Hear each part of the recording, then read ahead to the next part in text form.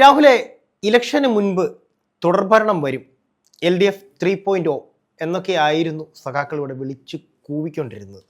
അതേസമയം UDF ഞങ്ങൾ 100 സീറ്റുകളിൽ അധികാരത്തിലെത്തുമെന്ന് കോൺഫിഡൻസോട് കൂടി പറഞ്ഞിരുന്നു. പക്ഷേ ഇലക്ഷന് ശേഷം ഈ കോൺഫിഡൻസ് പൂർണ്ണമായും ഇടതുപക്ഷത്തിന് കൈവിട്ട് പോയോ എന്നാണ് എൻ്റെ സംശയം. ഇപ്പോൾ നമുക്കറിയാം, അവിടെ സോഷ്യൽ മീഡിയ വരേക്കും സൈലൻ്റ് ആണ്. അവർ തുടർഭരണം 75 സീറ്റ് വരേക്കും എത്തും. അതായത് കഷ്ടിച്ചുള്ള തുടർഭരണം എന്ന് പറയുമ്പോൾ നമുക്ക് വ്യക്തമായിട്ട് അറിയാം, ഈ കഷ്ടിച്ചുള്ള തുടർഭരണത്തിൻ്റെ ഇവരുടെ ഈ പ്രത്യേകത എന്തെന്ന് വെച്ച് കഴിഞ്ഞാൽ പാർട്ടിയെ തളർത്തരുത് എന്നൊരു വിചാരം ഈ ഓൺലൈൻ സഖാക്കൾക്കുണ്ട്.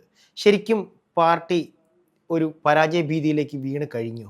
പരാജയ ഭീതി എന്നതിനപ്പുറത്തേക്ക് നമ്മൾ നോക്കിക്കഴിഞ്ഞാൽ നിയമസഭയിലേക്ക് മന്ത്രിമാർ ആരും ചെല്ലാത്തൊരു സാഹചര്യമുണ്ട്. ഒരു തുടർഭരണം ഉണ്ടാകുമ്പോൾ വരുന്ന അത്തരത്തിലുള്ളൊരു ശക്തി പ്രകടനങ്ങളോ മറ്റു കാര്യങ്ങളോ ഒന്നും തന്നെയില്ല. എല്ലാവരും ഭയന്നിരിക്കുകയാണ് എന്നൊരു തോന്നലുണ്ട്. അതായത് ഇപ്പോൾ UDF-ലാണെങ്കിലും LDF-ലാണെങ്കിലും എന്താണ് സംഭവിക്കാൻ പോകുന്നത് എന്നൊരു തോന്നൽ എല്ലാവരുടെയും മനസ്സിലുണ്ട്.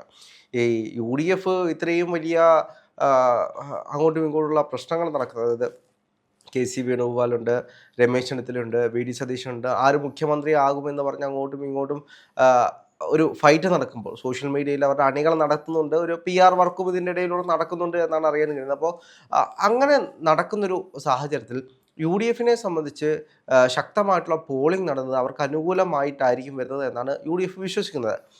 LDF-നെ സംബന്ധിച്ച് LDF-നാണ് കുറച്ചുകൂടെ കണക്കുകളുള്ളത്. ഇപ്പോൾ കഴിഞ്ഞ തെരഞ്ഞെടുപ്പിലാണെങ്കിൽ പോലും എല്ലാ തെരഞ്ഞെടുപ്പുകളും UDF-നേക്കാൾ കൃത്യമായിട്ടുള്ള കണക്കുകളുള്ളത് LDF-നാണ്. UDF ഒരു അടിത്തട്ടിൽ നിന്ന് കൊടുക്കുന്ന കണക്കുകൾ എന്ന് വെച്ച് കഴിഞ്ഞാൽ ഏകദേശ കണക്കുകളായിരിക്കും.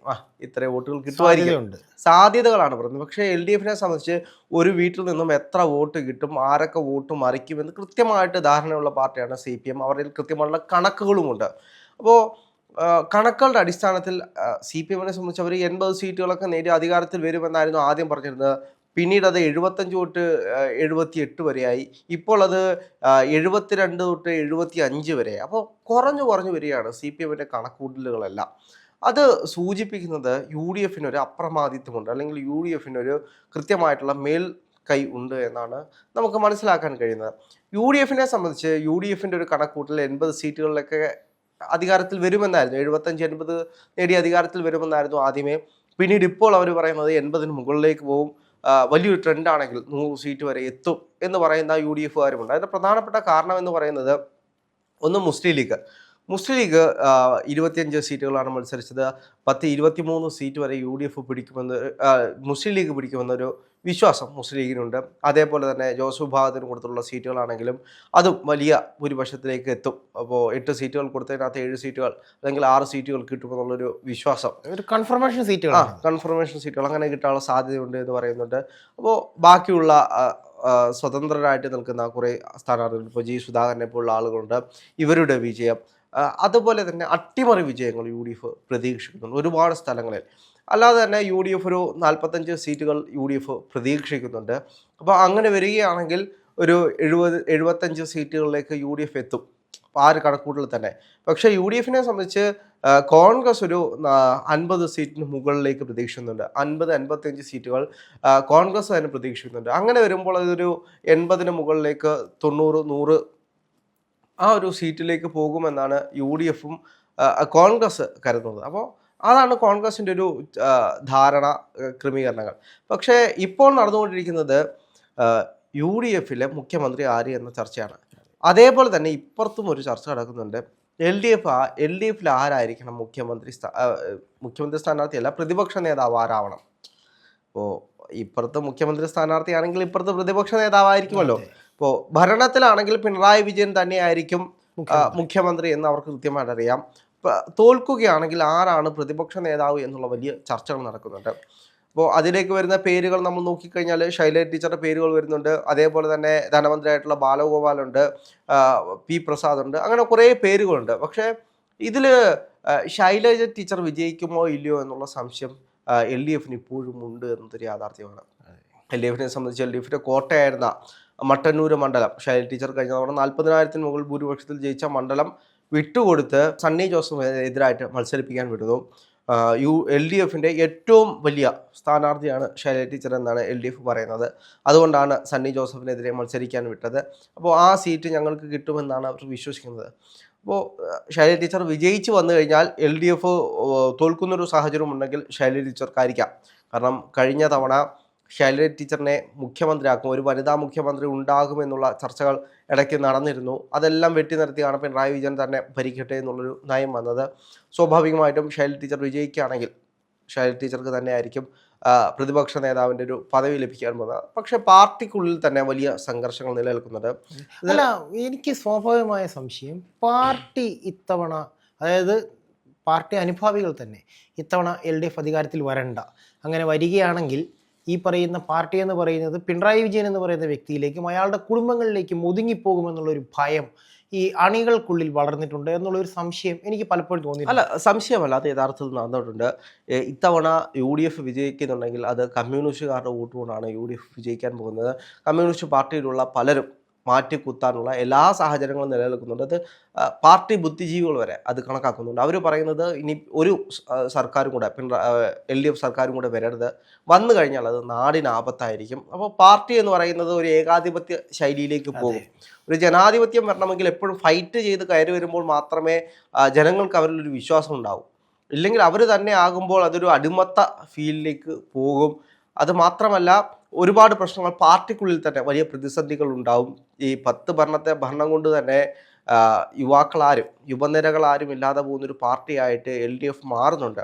ഇപ്പോൾ 5 വർഷം കൂടുമ്പോൾ മാറി മാറി ഭരിക്കുന്ന സമയം കൊണ്ട് ഈ 5 വർഷത്തിൽ പുതിയ നേതാക്കൾ ഉടലെടുക്കുന്ന സാഹചര്യങ്ങളുണ്ടായിരുന്നു. സമരം നടത്തിയും വലിയ വലിയ പ്രതിഷേധങ്ങൾ നടത്തിയും ഒക്കെ ഉയർന്നു വരുന്ന സാഹചര്യം ഉണ്ടായിരുന്നു. പക്ഷേ ഈ ഭരണത്തിൻ്റെ തടലിൽ വരുമ്പോൾ അവരെല്ലാം സുഖിമാന്മാരായിട്ട് പോകുന്നൊരു സാഹചര്യമുണ്ട്. പാർട്ടി പറയുന്നിടത്ത് നിൽക്കേണ്ടി വരുന്നൊരു സാഹചര്യമുണ്ട്. പാർട്ടിക്കെതിരെ സമരം നടത്താൻ കഴിയില്ലല്ലോ, നേതാക്കൾ സൃഷ്ടിക്കപ്പെടുന്നില്ല അല്ലേ, നേതാക്കൾ സൃഷ്ടിക്കപ്പെടുന്നില്ല. അതൊക്കെ കുറേ കാരണമാകുന്നുണ്ട്. പിന്നെ അതിനപ്പുറത്തേക്ക് നോക്കിക്കഴിഞ്ഞാൽ ഇപ്പോൾ ഗോവിന്ദ മാഷായിരുന്നു പാർട്ടി സെക്രട്ടറി.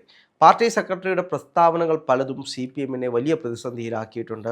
അദ്ദേഹത്തിൻ്റെ BJP നിലപാടിനെ പറ്റിയുള്ള പ്രസ്താവനകളാണെങ്കിലും അദ്ദേഹത്തിൻ്റെ ചിരി കാരണമാണ്. അപ്പോൾ ഒരു പാർട്ടി സെക്രട്ടറി എന്ന് പറഞ്ഞു കഴിഞ്ഞാൽ പ്രതിസന്ധികൾ ഉണ്ടാകാതിരിക്കാൻ പാർട്ടിയെ നോക്കേണ്ട ഒരാളാണ്.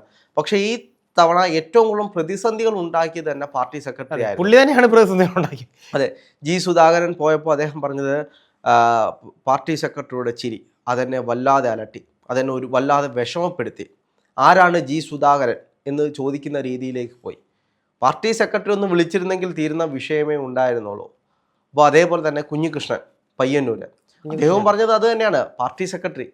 പാർട്ടി സെക്രട്ടറിയുടെ നിലപാടെടുത്തെങ്കിൽ മാറാവുന്ന വിഷയം ഉണ്ടായിരുന്നുള്ളൂ. അദ്ദേഹം കണ്ട് ചർച്ച ചെയ്തിരുന്നെങ്കിൽ തീരുന്ന വിഷയം ഉണ്ടായിരുന്നുള്ളൂ. അദ്ദേഹം നിലപാടെടുത്തല്ലോ. അദ്ദേഹത്തിൻ്റെ ഭാര്യയെ അദ്ദേഹത്തിൻ്റെ മണ്ഡലത്തിൽ, അദ്ദേഹം ജയിച്ച മണ്ഡലത്തിൽ മത്സരിപ്പിച്ച് അദ്ദേഹം ആ മണ്ഡലം തൻ്റെ കുടുംബസ്വത്താക്കി മാറ്റിയില്ല. അതൊരു നിലപാടല്ലേ. ഇതിനകത്ത് മറ്റൊരു കാര്യം എന്ന് പറയുന്നത്, ഇപ്പോൾ പാർട്ടി തകരാതെ ഇരിക്കണമെങ്കിൽ, പാർട്ടിയിൽ പ്രതിസന്ധി വരാതിരിക്കണമെങ്കിൽ ശക്തമായിട്ടുള്ള നേതൃത്വം വേണം. അപ്പോൾ ഇതിനു മുമ്പിട്ടുള്ള പാർട്ടി സെക്രട്ടറിയെ നമ്മൾ എടുത്തു നോക്കിയാൽ മതി, കോടിയേരി ബാലകൃഷ്ണൻ. അദ്ദേഹം എങ്ങനെയായിരുന്നു പാർട്ടിയെ കൊണ്ടുപോയിക്കൊണ്ടുവന്നത്? ഇത്രയും വലിയ പ്രതിസന്ധി ആ സമയത്ത് ഇല്ലായിരുന്നു.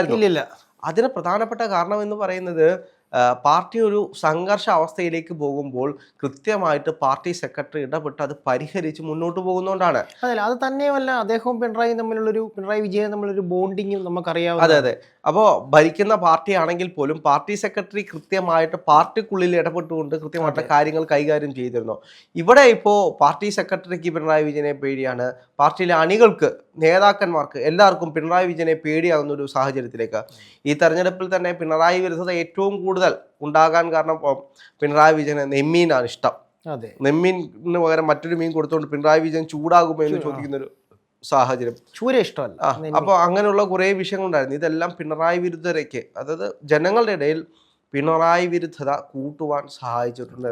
നവകേരള യാത്ര, അതെ, ഇതിനകത്തൊക്കെ ഇവരെടുത്തുള്ള നിലപാടുകളാണ്. ഇപ്പോൾ ചെറുപ്പക്കാരായിട്ടുള്ള യൂത്ത് കോൺഗ്രസ്സുകാർ ഒരു കരിങ്കൊടി കാണിക്കാൻ വേണ്ടി വന്നപ്പോഴേക്കും അടിച്ചോടിച്ചിട്ട് അത് രക്ഷാപ്രവർത്തനമാണ് എന്ന് പറയുന്നൊരു സാഹചര്യം പാർട്ടിക്കുള്ളിൽ ഉണ്ടായിരുന്നു. ഇതെല്ലാം ജനങ്ങൾക്കുള്ളിൽ അവമതിപ്പുണ്ടാക്കി. പിന്നീട് ഈ തെരഞ്ഞെടുപ്പിന് മുമ്പിട്ടും ഇവർ പറഞ്ഞുകൊണ്ടിരുന്ന ഒരുപാട് കാര്യങ്ങളുണ്ട്. തെരഞ്ഞെടുപ്പിന് ശേഷം ഇപ്പോൾ CPM എയറിലാണ് എന്ന് വേണമെങ്കിൽ പറയാം. 10 വർഷം കറണ്ട് കട്ടില്ലാത്ത, അതായത് പവർ കട്ടില്ലാത്ത 10 വർഷങ്ങൾ.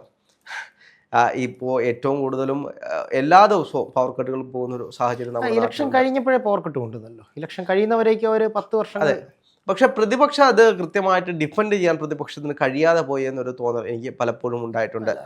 ചില പ്രശ്നങ്ങൾ ഇപ്പോൾ 10 വർഷം കറണ്ട് കിട്ടില്ലായിരുന്നു എന്ന് പറയുമ്പോൾ അത് കൃത്യമായിട്ട് പ്രതിരോധിക്കാൻ പ്രതിപക്ഷത്തിന് കഴിയണമായിരുന്നു. കാരണം എല്ലാ ദിവസവും നമ്മൾ അനുഭവിക്കുന്നതാണ്, പവർ കട്ടില്ല, പക്ഷേ എല്ലാ ദിവസവും 4-5 മണിക്കൂർ വീതം കറണ്ട് കട്ട് പോകുന്നൊരു കാര്യമുണ്ടായിരുന്നു. അപ്പോൾ അതെല്ലാം കൃത്യമായിട്ട് പ്രതിപക്ഷത്തിന് ചൂണ്ടിക്കാണിക്കാമായിരുന്നു. പക്ഷെ അതൊന്നും കാണിക്കാൻ കഴിയാതെ പോയി. ഇപ്പോൾ പവർ കട്ടില്ലാത്ത 10 വർഷങ്ങൾ എന്ന് പറയുന്ന ഒരു ടാഗ് ലൈൻ തന്നെ ഹിറ്റാകുന്ന ഒരു സാഹചര്യമുണ്ട്. കാരണം ഇന്നത്തെ യുവാക്കൾക്കോ ആർക്കും അറിയത്തില്ല. അവർ വിചാരിക്കും എന്തോ വലിയ സംഭവമാണ്. ഇന്ന് നിങ്ങൾ അനുഭവിച്ചുകൊണ്ടിരിക്കുന്ന ഈ ചൂട് സമയത്ത് സ്വിച്ച് ഇട്ടാൽ ബാന് ഇറങ്ങാത്തൊരു സാഹചര്യം ഉണ്ടെങ്കിൽ അതാണ് പവർ കട്ട്. മുൻപ് അരമണിക്കൂറേ ഉണ്ടായിരുന്നുള്ളൂ, ഇപ്പോൾ അത് മണിക്കൂറുകൾ നീണ്ടു നിൽക്കുന്ന പവർ കട്ടാണ്. അപ്പോൾ എന്ത് തന്നെയാണെങ്കിലും ഒരു ഭരണമാറ്റം കൃത്യമായിട്ട് എല്ലായിടത്തും പ്രതിധ്വനിക്കുന്നുണ്ട്. അതുകൊണ്ട് ഒരു യാഥാർത്ഥ്യം അറിയണമെങ്കിൽ ഒരാഴ്ചയും കൂടെ വെയിറ്റ് ചെയ്ത് കഴിഞ്ഞാൽ നമുക്ക് കൃത്യമായിട്ട് അറിയാൻ കഴിയും എന്താണ് ഇനി സംഭവിക്കാൻ പോകുന്നതെന്ന്. തീർച്ചയായും.